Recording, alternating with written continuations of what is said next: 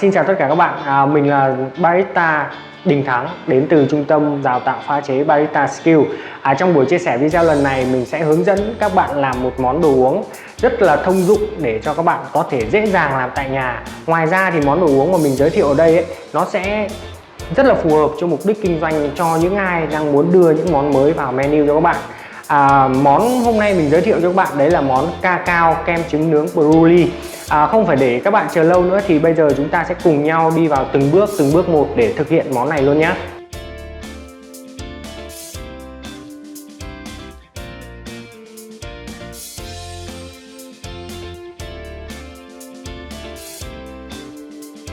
Đầu tiên thì chúng ta sẽ bắt đầu bằng bước quan trọng nhất, đấy là bước chuẩn bị nguyên liệu.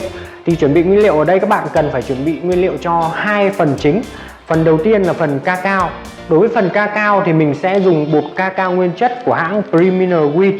Thì đối với cacao các bạn miễn làm sao các bạn sử dụng bột cacao nguyên chất là được. Còn hãng thì chúng ta không cần quan trọng lắm. Tiếp theo là sữa đặc. Ở đây mình sử dụng sữa đặc của Ngôi Sao Phương Nam. Tiếp theo là sữa tươi. Sữa tươi dùng cho cacao mình sẽ dùng sữa tươi tiệt trùng, không đường và nguyên kem nhé. Ngoài ra để cho món cacao chúng ta ngon hơn thì ở đây mình có dùng một chút kem béo Rick. Kem này thì chắc không ai còn lạ gì nữa mà. Thì kem béo này là một loại kem béo đến từ thực vật. Đấy là nguyên liệu mà mình sẽ sử dụng cho thành phần cacao. Ngoài ra còn thành phần kem trứng của chúng ta thì mình sẽ sử dụng là 2 lòng đỏ trứng gà. Đấy, trứng gà ở đây thì các bạn nên mua trứng gà trắng thì nó sẽ có mùi thơm của trứng gà hơn là trứng gà vàng. Tiếp theo là bột cake. Bột cake hay là còn gọi là bột cake cream ấy, thì các bạn có thể liên lạc với những cái nơi mà cung cấp nguyên liệu trà sữa để mua nhé. Ở đây mình sẽ sử dụng bột cake của Royalty. Thành phần tiếp theo của chúng ta là kem whipping. Whipping thì ở đây mình đang sử dụng là whipping của Ancho.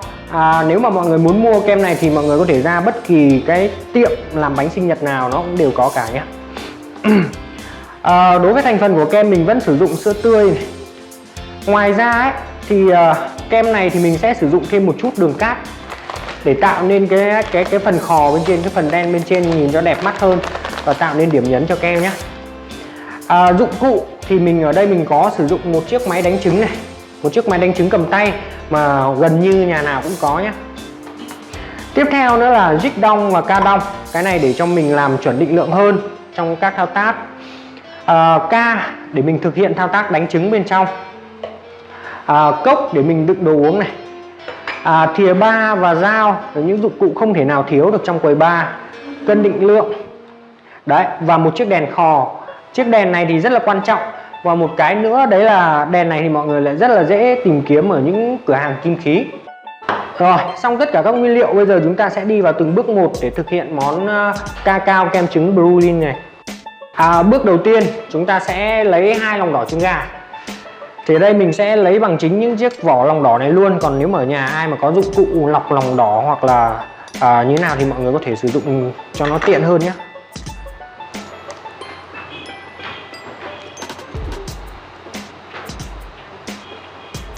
Đấy, mình sẽ lấy rời 2 lòng đỏ trứng gà này ra nhé. Ở nhà thì mọi người có thể hoàn toàn không cần quá khắt khe lấy từng tí lòng trắng một ra đâu. Mọi người để sót lại một chút lòng trắng cũng được.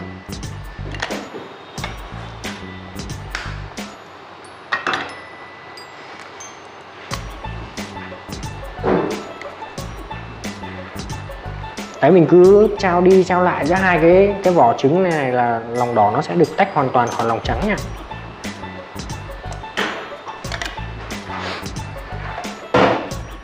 Rồi, tiếp theo chúng ta sẽ cho vào trong cái ca đựng kem của chúng ta là 200ml whipping Ancho.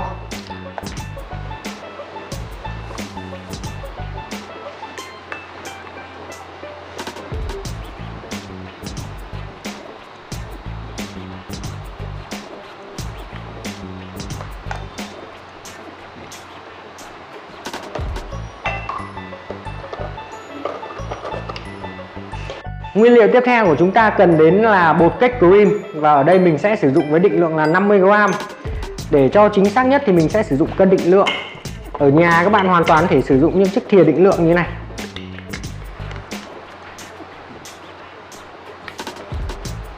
50g nhé.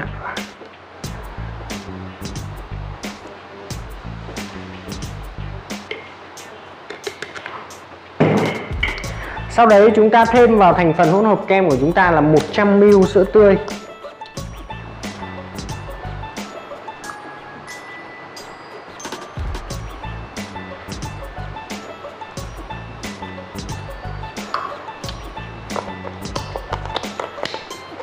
Bước tiếp theo của các bạn là đánh thật bông hỗn hợp này lên. Thì mình trong cái lúc đánh mình sẽ hướng dẫn cho các bạn đánh thao tác đánh luôn nhé.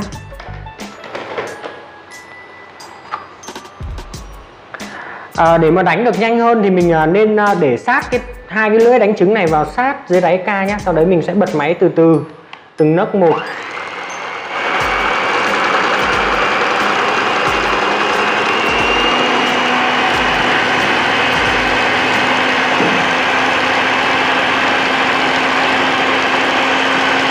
Trong lúc đánh trứng thì các bạn sẽ thấy là cái dòng kem của chúng ta nó sẽ cuộn đều nhá, cuộn đều thì nó mới là cách đánh kem đúng. Còn nếu mà các bạn không thấy kem nó cuộn lên cuộn xuống ấy, kem nó chỉ xoáy một vòng duy nhất đấy, thì kem nó cực kỳ lâu chín và các bạn đánh chắc là mỏi tay nó cũng không chín đâu. Muốn tạo được cái dòng xoáy như này thì chúng ta cần hơi nghiêng cái máy đánh kem một chút và thỉnh thoảng hơi xoay cái máy đánh kem một chút nhé, thì kem của chúng ta sẽ nhanh chín hơn rất nhiều.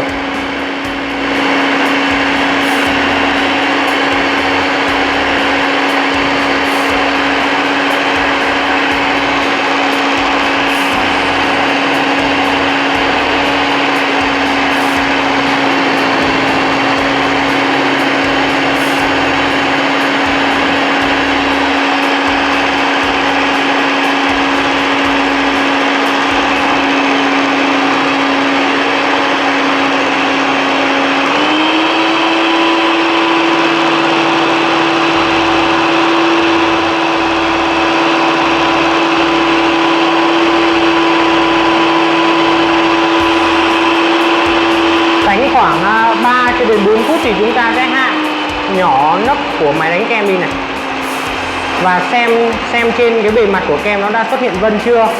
Nếu xuất hiện vân rồi nhá, hoặc là hơi xuất hiện vân rồi thì các bạn sẽ dừng lại nhé.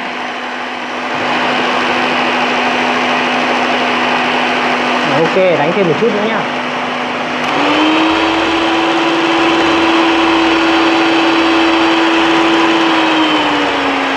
Đây, thì ở đây mình đã nhìn thấy là trên bề mặt của kem nó đã bắt đầu xuất hiện những chiếc vân rồi, thì mình sẽ dừng lại.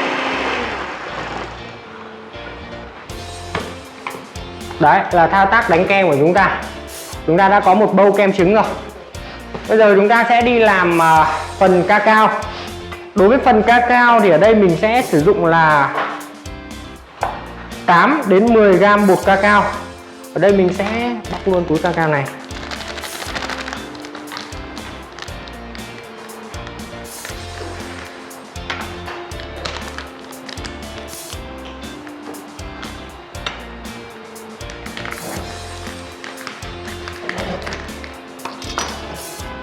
Các bạn ở nhà thì mình khuyên các bạn là nên cân cacao lên để cho nó chuẩn xác nhất nhé. Bởi vì cacao này chỉ cần chênh lệch một vài gam là cái hương vị của nó cũng đã rất là khác rồi. Cacao nguyên chất ấy.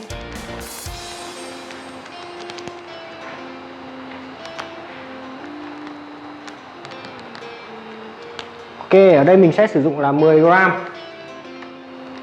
Tiếp theo là sữa đặc. Sữa đặc ở đây chúng ta sẽ sử dụng là 15 đến 20 ml này.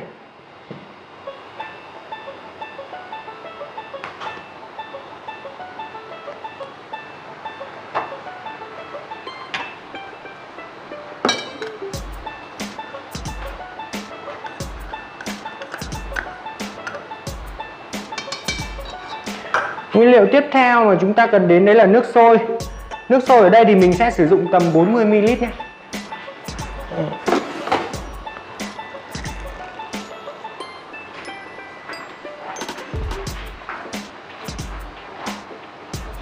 Đấy. Tiếp theo là chúng ta sẽ khuấy đều cái hỗn hợp này lên để cho cái bột cacao nó được thật tan vào nước sôi. Tại vì sao mình lại khuấy cùng cái hỗn hợp này trước mà không cho sữa tươi và Rick vào luôn? Tại vì sữa tươi và Rick thường được bảo quản trong tủ mát, nó có nhiệt độ hơi thấp, hơi lạnh một chút, cho nên là khi mà chúng ta cho vào ấy, bột cacao nó sẽ bị vón cục lại luôn. Các bạn không còn cơ hội để khuấy tan bột cacao nữa. Nên là mình sẽ phải khuấy bột cacao cùng với lại nước sôi và sữa trước, sữa đặc trước.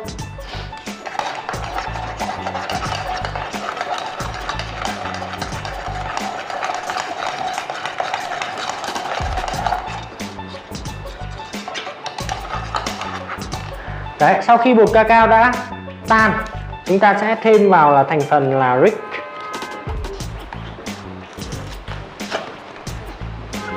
Rick ở đây thì mình sẽ sử dụng là 15ml. Cacao thì rất thích hợp với kem béo Rick nhé.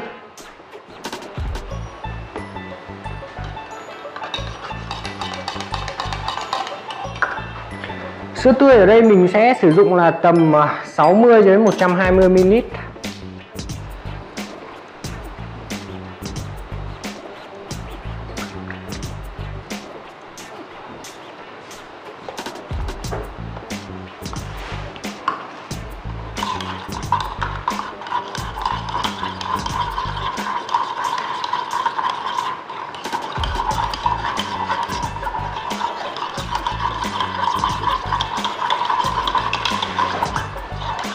Đấy, các bạn khuấy thật là đều hỗn hợp sữa tươi, kem béo, bột cacao và sữa đặc lên này.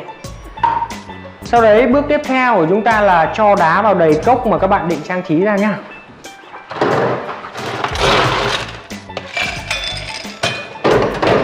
Để cốc của chúng ta đẹp nhất thì chúng ta nên dùng đá bi thôi, không nên dùng đá to. Rót thành phần cacao của các bạn lên, sao cho thành phần cacao cách miệng cốc tầm khoảng 1 cho đến 1,5 cm nhé.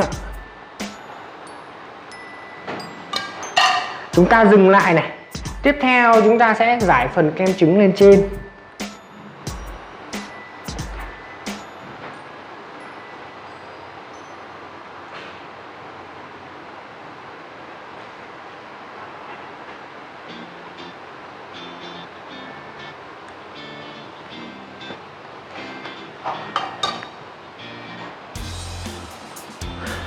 Bước tiếp theo của chúng ta sẽ là rắc đều một chút đường cát lên trên cùng nhá.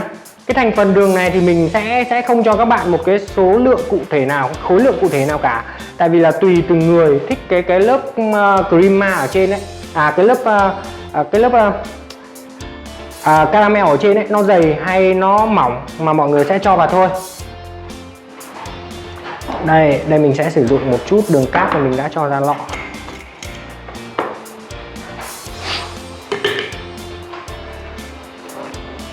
Nhớ các bạn phải là rắc đều nhá, chứ không được rắc vón lại thành một cục.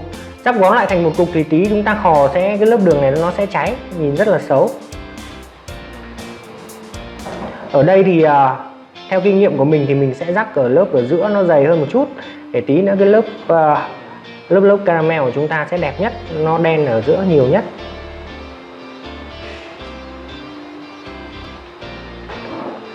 Đấy. Rồi, bước cuối cùng của chúng ta sẽ là dùng đèn khò và khò xa cái kem trứng của chúng ta bên trên. Thì đây mình sẽ để ở nấc lửa nhỏ thôi. Chúng ta sẽ khò nhá, khò qua đến khi nào mà hỗn hợp đường của chúng ta bắt đầu đen thôi nhá, thì chúng ta sẽ phải dừng lại nhá. Đừng khò đến lớp đường mà nó bị nâu mất thì sau khi khò xong thì nó sẽ bị cháy.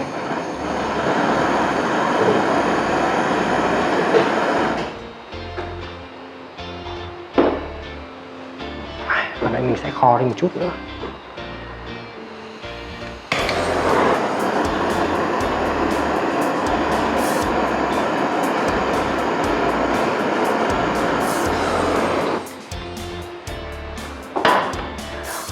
Ok, sau khi khò thì chúng ta sẽ đợi tầm khoảng 20 đến 30 giây để cho lớp caramel bên trên này nó cứng lại thành một lớp cứng ở bên trên. Khi sử dụng thì chúng ta sẽ dùng những chiếc thìa chúng ta gõ nhé, cho lớp này vỡ ra, và chúng ta có thể thưởng thức cái lớp ở bên trên, hoặc chúng ta có thể trộn đều cùng với hỗn hợp cacao và kem trứng của chúng ta. Vừa rồi thì mình đã cùng các bạn đi từng bước một để thực hiện món cacao kem trứng cháy brulee. Món này như các bạn đã thấy thì nó cực kỳ dễ làm và nguyên liệu chúng ta cực kỳ dễ tìm kiếm để có thể làm ở nhà cho người thân hoặc là bạn bè chúng ta thưởng thức. Chúc các bạn thành công. Ngoài ra đừng quên like, subscribe kênh YouTube của chúng mình để chúng mình có thể đưa đến cho các bạn nhiều hơn những công thức mới để cập nhật cho các bạn kinh doanh, hoặc là các bạn có thể làm được cho người thân các bạn ở nhà uống nhé. Xin chào và hẹn gặp lại. Chúc các bạn thành công.